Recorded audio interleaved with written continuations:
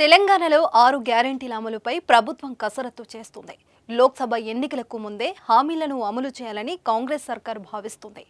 ఇప్పటికే మహిళలకు ఉచిత బస్సు ప్రయాణం, రాజీవ్ ఆరోగ్యశ్రీ వంటి పథకాలను విజయవంతంగా అమలు చేయగా 500 రూపాయలకే గ్యాస్ సిలిండర్, 200 యూనిట్ల ఉచిత విద్యుత్ గ్యారెంటీలను ఈ నెల 27వ తేదీన ప్రారంభిస్తామని సీఎం రేవంత్ రెడ్డి ప్రకటించారు. మరోవైపు తెలంగాణ ప్రజలు ఆశగా ఎదురుచూస్తున్న మరో పథకాన్ని కూడా అమలు చేసేందుకు అడుగులు పడుతున్నాయి. అయితే ఈ పథకం దక్కాలంటే సొంత బైక్ ఉండకూడదనే నిబంధనను అమలు చేయనున్నారని సమాచారం. మీ బిజినెస్ విస్తరించాలనుకుంటున్నారా? మార్చి 16-17 హైటెక్స్ లో franchise India biggest ఫ్రో expo.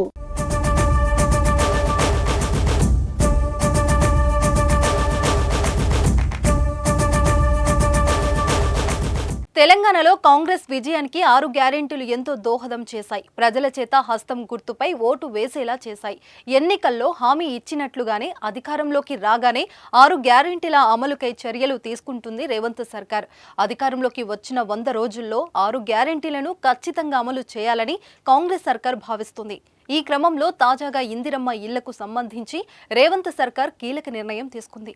Indiramma ఇళ్ల నిర్మాణం పథకంలో భాగంగా ఒక్కో ఇంటి నిర్మాణం కోసం అర్హులైన పేదలకు 5 లక్షల రూపాయలు ఇస్తామని ప్రకటించింది.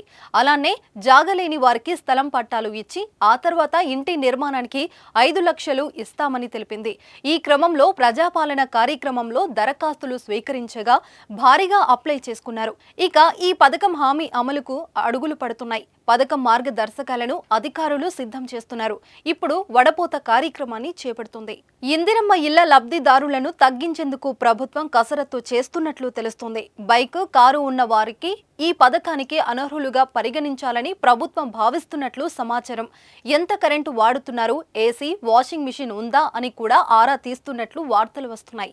అయితే ప్రభుత్వం మాత్రం దీనిపై ఎలాంటి అధికార ప్రకటన చేయలేదు. అయితే బైక్ నిబంధన పెడితే మాత్రం చాలా మంది అనర్హులుగా మిగిలిపోయే అవకాశం ఉందని ఆవేదన వ్యక్తమవుతుంది. మరి ప్రభుత్వం ఇందిరమ్మ ఇంటి హామీపై ఎలాంటి నిబంధనలు తీసుకొస్తుందో చూడాలి మరి.